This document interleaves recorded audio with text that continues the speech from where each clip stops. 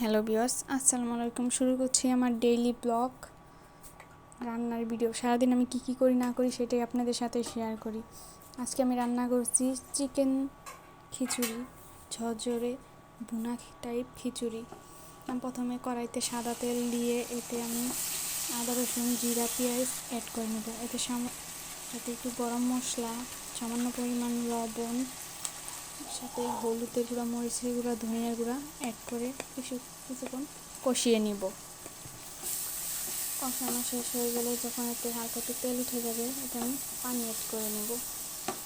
পানি অ্যাড করা হয়ে গেলে এতে আমি ধুয়ে রাখা চিকেনগুলো দিয়ে ভালো করে কষিয়ে 5 মিনিটের জন্য রান্না করে নেব।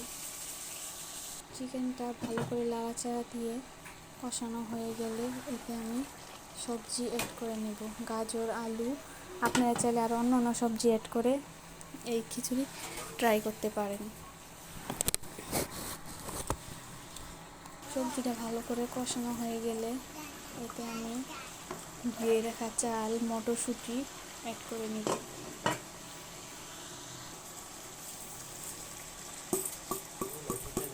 চালটা দিয়ে 2 মিনিট নাড়াচাড়া দিয়ে আমি পরিমাণ মতো পানি অ্যাড করে নেব, যাতে খিচুড়িটা ঝরঝরে হয়।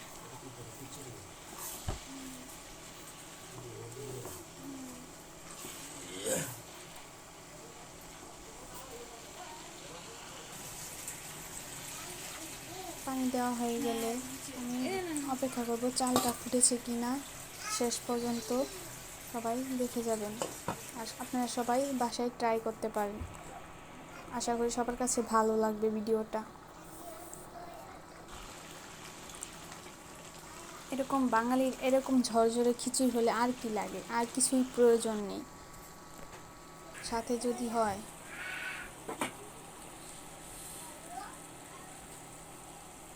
সবাই বাসায় ট্রাই করবেন।